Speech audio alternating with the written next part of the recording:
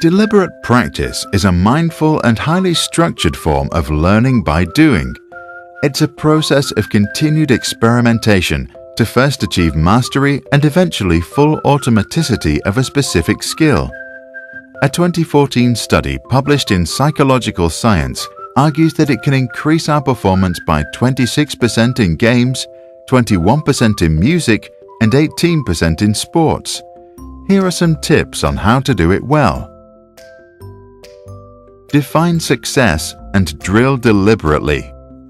Define all the elements you need to practice to become successful.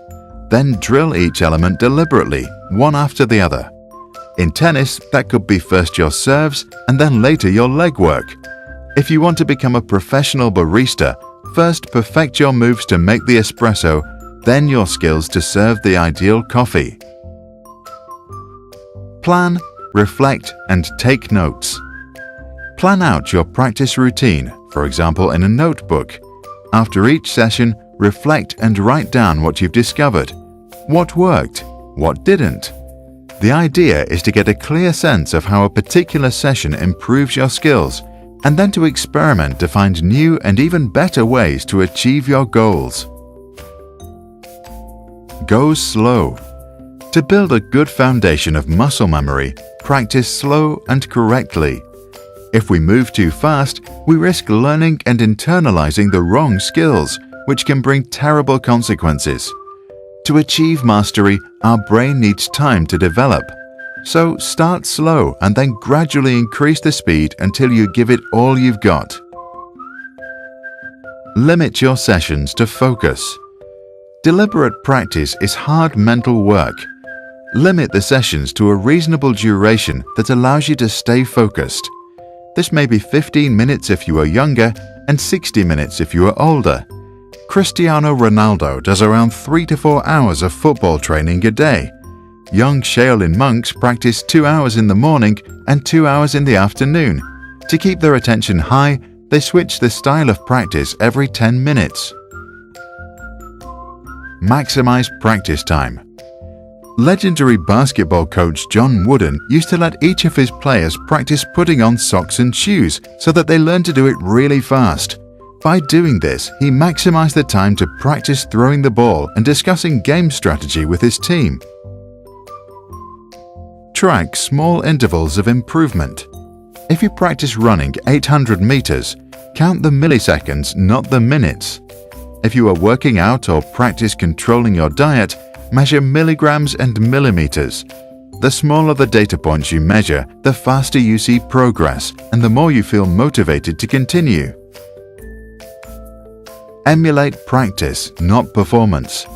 The top performance we see on screens or on stage is the result of endless hard work behind the curtain.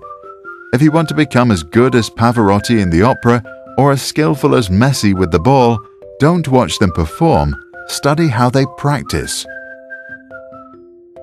Repetition makes perfect. In the 1990s, a team of German psychologists revealed that it takes 10,000 hours of deliberate practice to become a professional violinist.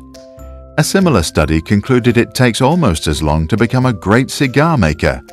New workers in a Cuban cigar factory take around 25 seconds to make one cigar.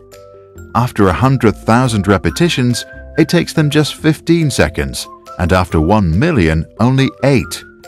To reach peak performance, it takes 7 years and 10 million repetitions of the same hand movements. Not practice, but repetition makes perfect. Professional football teams therefore play daily what the Spanish players call rondo. Piano players warm up with scales and arpeggios. Routine is everything. To reach mastery, young Shaolin monks get up at 5:30 a.m., then chant, eat breakfast, and practice 2 hours of Kung Fu. At 11:30, they have a vegetarian lunch with no liquids to aid digestion. At around 3 p.m., they practice another 2 hours. At 5:30 is dinner, followed by chanting. At 8, meditation. At 10, time for bed. Us normal people can start with 15 minutes every day and then slowly increase our session. Get a coach. The job of a coach is to show us our true potential and then guide us in the right direction. If you don't have a coach, look for one. It can be a teacher, a friend, or even someone you find or follow online. For our favorite teachers and coaches, visit our Sprouts channel page and check out our playlists. The Dalai Lama believes deliberate practice not only works for muscles, but also for our mind.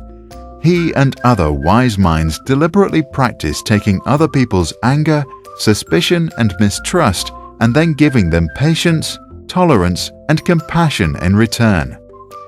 What do you think about deliberate practice? Can we also use it for training our thinking skills? Share your thoughts in the comments below.